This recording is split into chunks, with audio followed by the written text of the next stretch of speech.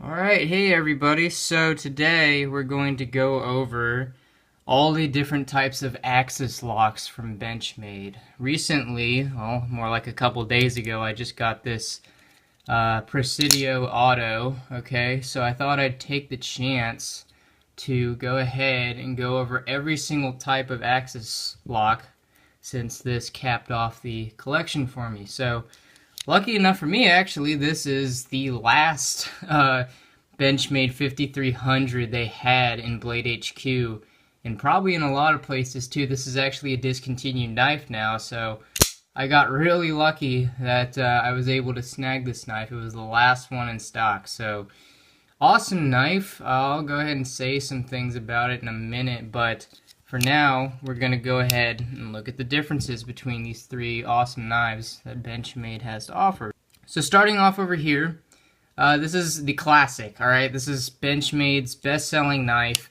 This is the Benchmade 551 Griptilian, alright? This is the 551S, and it's one of their best-selling knives, alright? The Griptilian, the full-size, and the mini are both extremely good knives. They got the Normal GTX handles here. That's basically a high quality plastic, okay? So don't get discouraged when you hear the term plastic. It's not, really cheap and yucky stuff. It's actually really nice. It's extremely durable. It's extremely good for, if you drop it, and it's not gonna crack or anything like that. So you never have to worry about that, alright? The blade is 154 cm steel. Extremely good. It's a good, all-around steel. It has good corrosion resistance, good edge retention. It's not a super steel or anything like that, but it has qualities that, are good for all-around stuff. It doesn't really shine in any specific areas, at least for me. It just all-around is a good steel.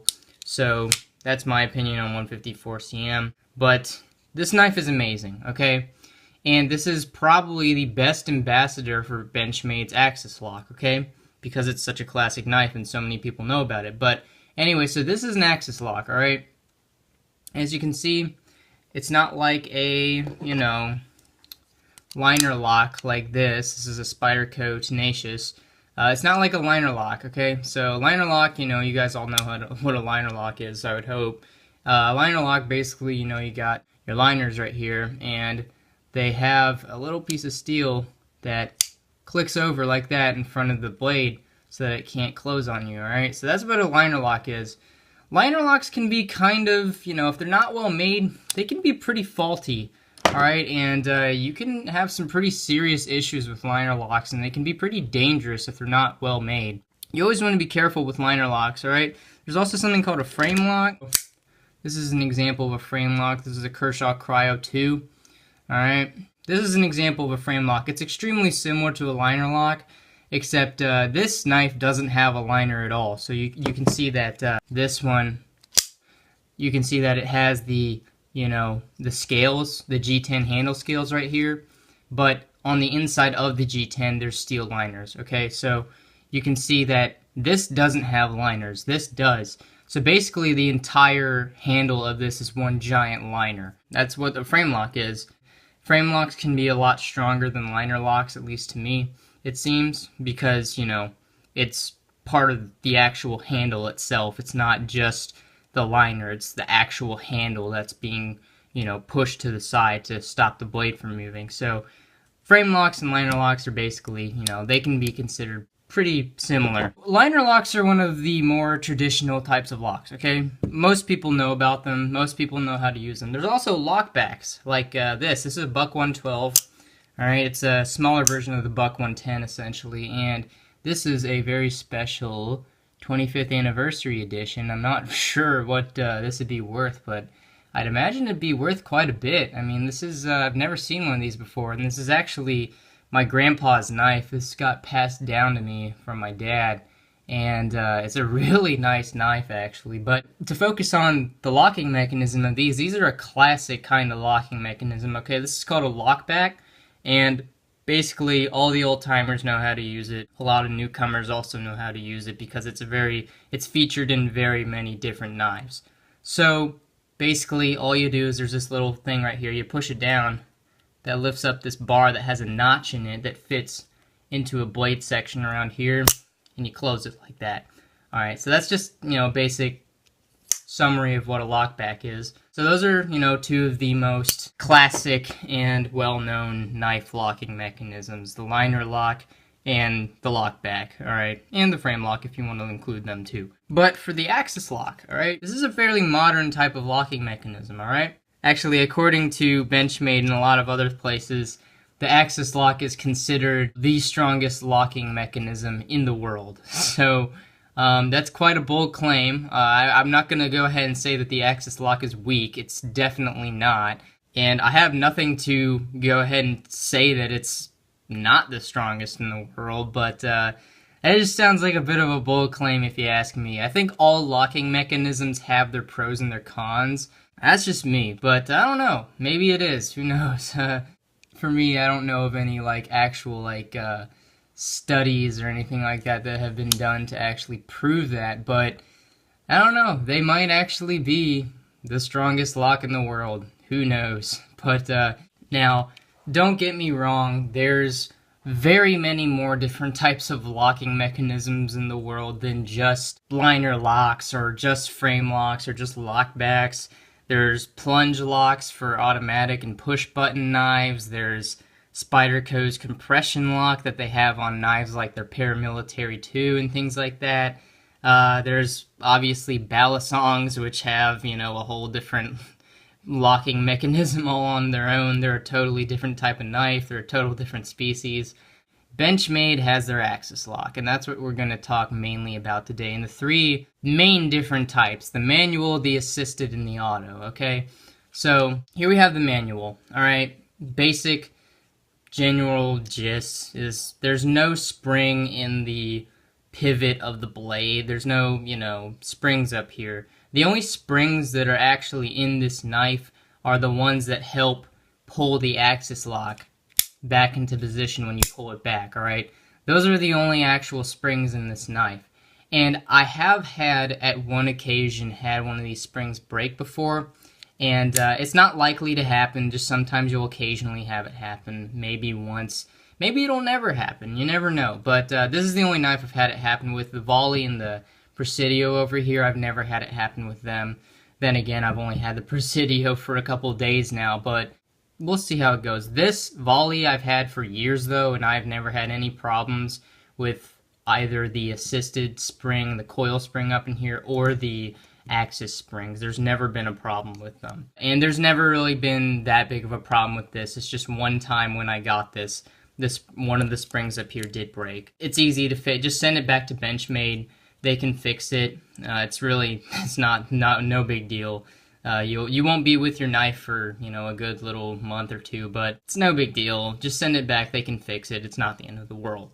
Benchmade has extremely good services and extremely good warranties. There's no springs in this knife, so basically, you open it, there's no springs whatsoever, boom, that's it. It's essentially just like, a buck or something like that. There's no springs whatsoever. It's completely manual. The beautiful thing about the axis lock is that the locking mechanism is set so that it's not in the channel of the blade. So that basically means that it's in a convenient and easy to decompress place, opposed to like a lockback that is all the way down at the bottom of the blade, or sometimes in the middle. It's extremely convenient and easy to decompress right here, so what that allows you to do is you can actually flip the blade closed, okay? So that's really cool, and it's also very convenient. So think, maybe if you didn't have a hand available and you needed to close your knife, okay?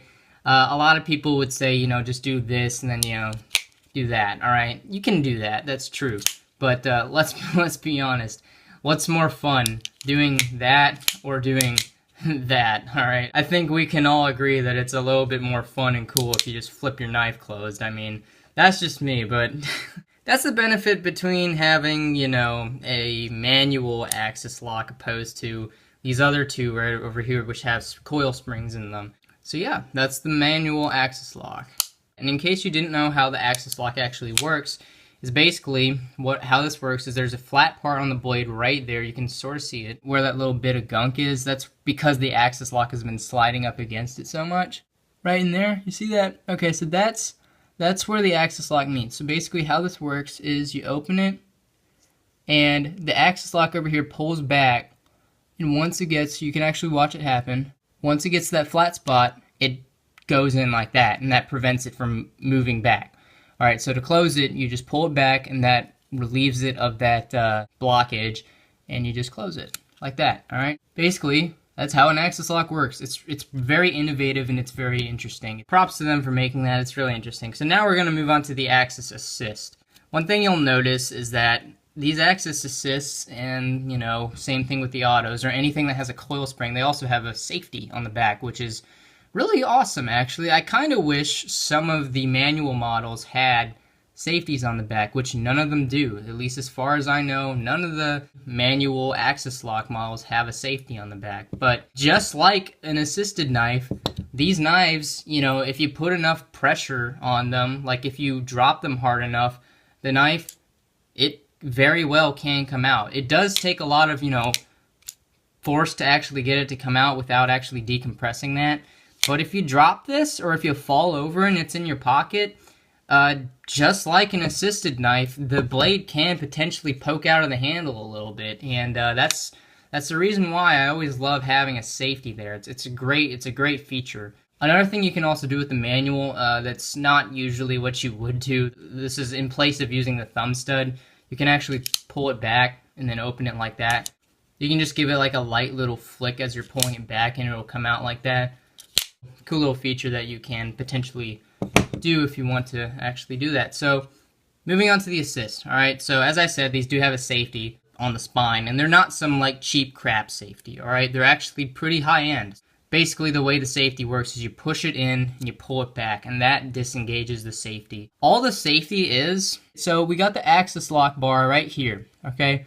Then we got this little piece of metal. Right now the safety's off, so this piece of metal is raised up. As you can see, it's not touching the Axis bar. So now, when we engage this, what happens is we engage it, and that piece of metal slides right underneath the Axis bar so that it cannot be pulled, which also means that you can't open the blade. So that's how that works, and it's a really innovative and cool idea.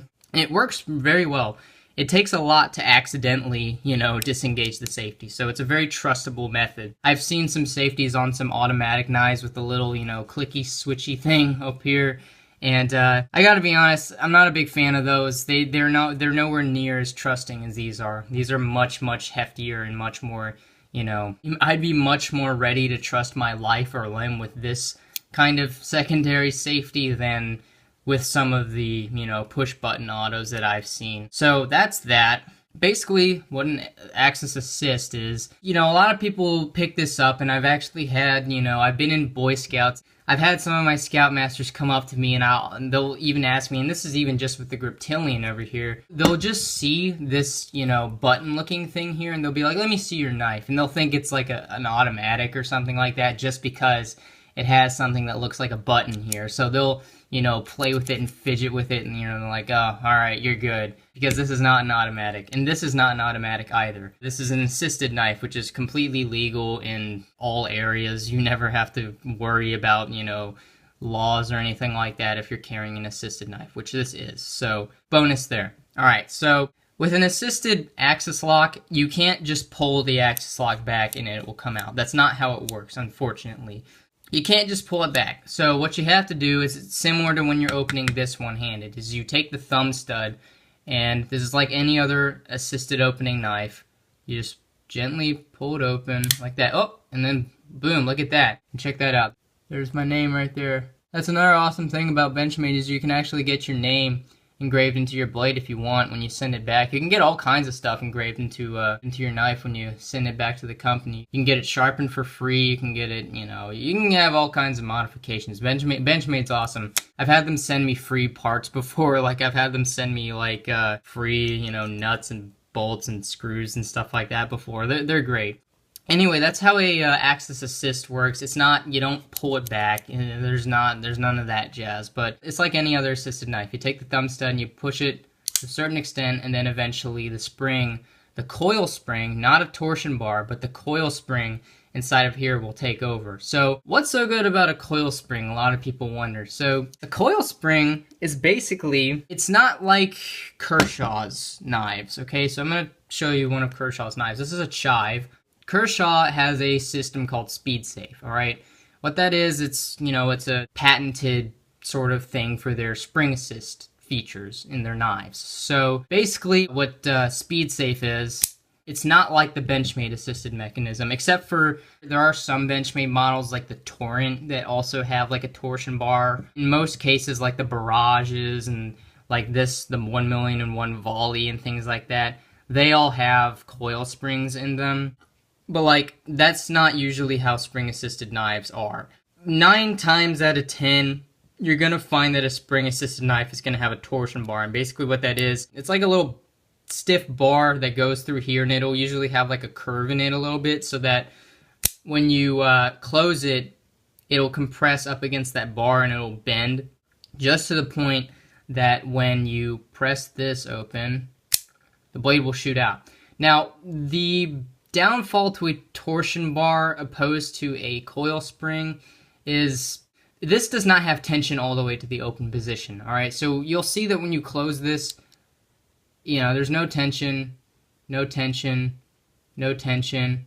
Oh, okay, now there's tension. And it's always about at the halfway point, okay? So there's only tension at the halfway point, which does just fine for opening the knife and keeping it closed. But what I've seen that does is, you know, we all have times when we'll accidentally open our knives, like when we're taking it out of our pocket. And sometimes when we open our knives by accident, we might hit it against something, all right? And with a knife like this, all right, when you open your knife and you hit it against something, oh, well, when you take it up, it's just going to stay halfway open, which not only is inconvenient, but that's also unsafe, especially if it's, you know, an accident and it's anonymous and you don't know about it. What the coil spring does, you'll see that this actually has tension all the way to the open position. That's because the coil spring is coiled up in the pivot area. It's not in the actual handle of the knife, kind of like this. It ensures the opening of the knife itself, but also what it does do is, you know, if you were to accidentally, you know, open it against something, no matter what, the blade is going to come out. So if you take this out of your pocket and you accidentally, you know, open it and it hits your, you know, your jeans or something like that, and you drag it up against it, and once you take it off, it will come open. You know, there's no doubting in the world that this will always open up for you. So you could literally, you know, just have it and you drag it around along creation, but always when you take it out, it will always open. So that's a really great thing about a coil spring opposed to a torsion bar. One may argue that if your knife accidentally opens, a lot of people may argue that it's safer to have it partially open instead of all the way open. The way I look at it is that, like, if your knife accidentally opens, whether it's halfway or all the way, you want to know that it happened. You're a lot more likely to know that your knife opened if it's all the way open and you hear that clicking noise, okay? It's a lot more likely that you're going to know for a fact that your knife is open if it reaches the full open position, okay? So if it's only halfway opened, that's going to go unnoticed a lot easier. And when it goes unnoticed, that's when it becomes dangerous. And that's when it becomes, you know, you just go on with your day-to-day life, and then you sit down somewhere and, oh, you feel a blade poking into your thigh. Okay, so that's my ideology behind it. All of Benchmade's Barrage series, they all have the coil spring opposed to the torsion bar. In fact, the only Benchmade assisted opening knife that I know of as of now is the Torrent, that they don't have a coil spring. They have a torsion bar. So that's the only one that I know of. So pretty much if you get any other Benchmade that's an assist, you're going to get that coil spring, which is awesome. That's the Axis Assist. You can't pull the Axis Lock back and have it open. You got to use the thumb stud to open it like that. This last one here is probably a crowd favorite. It's a really great knife. This is an Axis Auto, okay? This is an Axis Automatic. Unfortunately, you gotta check your laws with all automatic knives and switchblades and things like that. I hate to use the term switchblade because that's such a slanderous term for, you know, what is modernly and commonly known today as an automatic knife. When you say switchblade, you think like stiletto, you know? It just seems very unwarrantedly dangerous. You know, the term switchblade, it just sounds so negative. Automatic knife is a more professional and technically correct term opposed to switchblade, okay? What people consider a switchblade, quote unquote, is any knife that has the opening mechanism in the handle itself, okay? It's stupid. It makes no sense.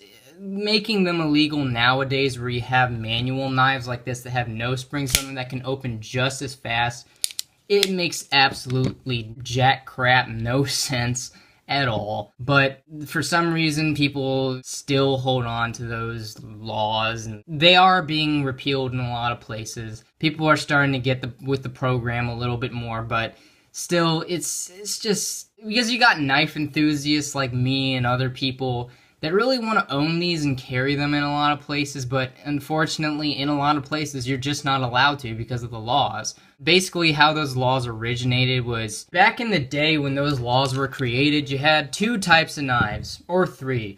You had knives like this, alright? You had knives like this that had thumb picks, where you had to literally go in with your thumbnail and open it like that. It's practically impossible to open this with one hand, safely at least. It's almost impossible. Basic gist, it took a while to actually open these, alright?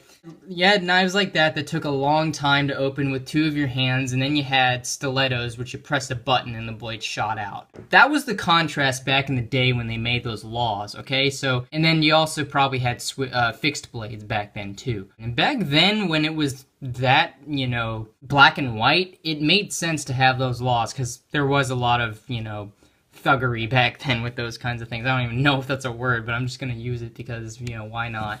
But nowadays you have all kinds of stuff. You got manual knives that can open as fast as an auto that have zero springs in it whatsoever. You got spring-assisted knives like these, you know, and they're perfectly legal because the opening mechanism isn't in the handle. And then you got, you know, knives like this that seem like they're spring-assisted, but in the end they're completely manual and have no springs just because the indentation in the handle, in the liner that goes into the blade is so nice that it just opens up just like that. I mean, there's such a huge world of knives now. And then, of course, you have, you know, balisongs, which are also frowned upon in a lot of areas. The laws for balisongs are very, you know, unclear in a lot of areas. It's very difficult to actually tell sometimes whether balisongs are illegal or whether balisongs are categorized with automatic knives and switchblades. My voice just cracked really badly. You also got, you know, things like karambits. You know, it's just ridiculous. There's so many different types of knives. It's so much more technical than it's an automatic knife or it's, you know, a manual knife. It's so much more technical than that now. An automatic knife has a mechanism that opens the blade that is on the handle, so you're not opening the knife with the blade. So what makes a spring assist different from an auto is that you'll notice that the mechanism you use is attached to the blade on the spring assist. Like the thumb stud is physically attached to the blade, okay? And then you might think, oh, well, what if you have a flipper knife like this that has a flipper? Well, that flipper's part of the blade, okay? I know, for those of you who haven't heard this before, it's stupid. It doesn't matter. It'll open the knife just as fast, and it's just as easy. Heck, I honestly, personally think that a flipper knife is easier to like take out of your pocket and open faster than an auto knife, whether it's an Axis Auto or a push-button auto or an OTF. It doesn't matter to me. Like, it just... This is easier to open just, like, on the fly, in my opinion. Anyway, back to the actual video. What we have here is an Axis automatic. This is not like this in the fact that with this one, when you took the Axis lock and you pulled it back, nothing's going to happen. Well, this one's a little different, alright? Boom. When you pull the Axis lock back, the blade comes flying out. So just take a look at this. Boom. Alright, all you gotta do to open the blade is you pull the Axis lock back. And I gotta tell you, it's super cool. It's really, really cool. It's a shame that these knives are illegal in a lot of areas, just because it's considered an automatic knife. Because this is really cool, and for knife enthusiasts like me, it's an awesome thing to have. I don't have any malicious intent. If I were to go carrying this out in the town, I'm not gonna go attacking people with it. And you know, my theory is, if someone's gonna attack someone with something, why not just use a ice pick or a, you know, it doesn't matter. If someone has malicious intent, they're gonna find some way to cause harm to someone. It doesn't matter what the tool is, they're gonna cause harm one way or another. The tool isn't what matters, okay? Especially if it's just the opening mechanism. Like, a knife is a knife is a knife. And if you talk to a lot of other knife enthusiasts like myself, they'll say the same thing, because nowadays it makes no sense. But anyway, that's what an Axis Auto is. So what you'll actually notice about the Axis Automatic is that the spacing is actually longer than it is in a lot of places for this. And that's simply because there's actually a notch that this Axis lock fits into in the blade. So I'll try and show you it if I can. Hold on.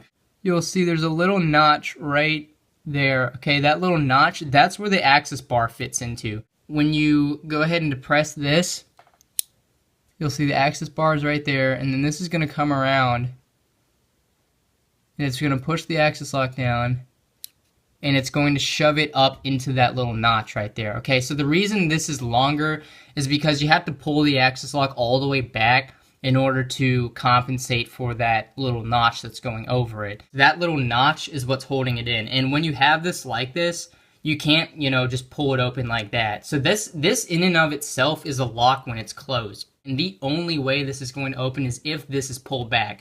That's the only way. And in a lot of cases, I honestly think that automatic knives can be safer than a lot of other, you know, assisted opening and manual knives, just because of that added security to the fact that this knife is not going to come open, okay? The only possible way this knife will come open, there's none of, you know, if you shake it too much, it'll come open. That's not a problem with this. The only way this is going to come open is if you pull this back. And that, you really have to make a conscious effort in order to do that. So if you, like, you know, drop it on the ground or something like that really, really hard, that could potentially pull this back and deploy it. But that can all be, you know, fixed with a simple click right there. This has the same exact safety as this Axis Assist does, as you can see. And it does the same thing. It just puts this little piece of metal so that you can't, you know, pull it back. All right? And then just, this is one of the safest knives I actually have, to be completely honest, because it's so reluctant to open. When you have a push button auto that has a really jutted out button, you know, and it's really sensitive, that can pose a couple issues. But with this, that's just not how it works, because you have to pull it back. It's a lot harder to accidentally do it. That's an Axis Auto. Once again, this has tension all the way up to the open position. It's got that coil spring, no torsion bar, no nothing, just a coil spring. Like the volley, if you know, accidentally open it up on something, it will always come open no matter what, and that's a very good thing. Especially, you know, if it was an accident opening the knife, which, like I said, is extremely unlikely. But that's what Benchmade's all about. They're all about the what ifs, you know. These are used in the Army. This is in a knife series they have called the Black class. Benchmade has black, blue, and golden class. Gold class is basically their artistic and, you know, fancy looking knives, especially they're very, very expensive too. None of these knives are cheap, okay? That's one thing you gotta understand with Benchmade. You're paying a lot of money, but you're getting extremely good lifetime use quality and warranties, and made in the USA. You're just getting a giant load of great stuff. So this, you can get this for around $100 on average. You can get it for a little bit less, you can get it for a little bit more. This, usually around $150. I got it for about that. Now this retailed for around $200 to $210, but I lucked out and ended up getting it for about, from what I remember, $165, I think? $165, $170, around there. And that's actually a really good price for this knife. And I think the reason they had it so much discounted was because this was the last one in stock and they were discontinued and they wanted people to you know, buy them. So that's what you get with Benchmade. The blue class, what the blue class is you got, you know, like EDC and, you know, everyday purpose and everyday carry knives. So these are both blue class. It's not to say that they can't be put through a bunch of crap. Like, trust me, I've beaten the absolute hell out of this knife. You can tell. I mean, just like look at the blade wear. Like you can tell that I put this knife through its paces, and it's successfully executed every single job. The black class is Benchmade's law enforcement and military use knives. Okay, so this you can tell just by looking at it. Look how much thicker it is. Look how much more hefty and heavy it is. You can tell. This has G10 handles. However great that is, what's also great is T6 aluminum, which is what these handle scales are made out of. Extremely, extremely durable and hefty. This is a very, very heavy-duty beater knife. You're going to be able to do some crazy stuff with this, especially since it has that tanto edge. This is very good for piercing, especially through objects like metal if you absolutely needed to. Like I said, this is meant for military use, and you never know. If you're out in a combat zone somewhere, you never know what kind of job is going to come up, so you really need to be able to know that your knife can handle absolutely anything, and that's exactly what the black class is meant to provide, and it does a great job with that. So that's an Nexus Auto. This is a Benchmade 5300 SBK Presidio. So, Axis Automatic, Axis Assist, Axis Manual. And that's the video, guys. I hope you really enjoyed it. It was fun making it. It's something I've always wanted to, do, because I've always wanted to eventually have the trifecta of different Axis locks, and I now do. So that's that. Those are the 3 different types of Axis locks, the 3 general types of Axis locks. I hope you guys are leaving this video with a better knowledge of Benchmade and their services and their knives and their different locking mechanisms. So that's it. Alright, thanks for watching, guys. Hope you guys have a great day. Keep it cool.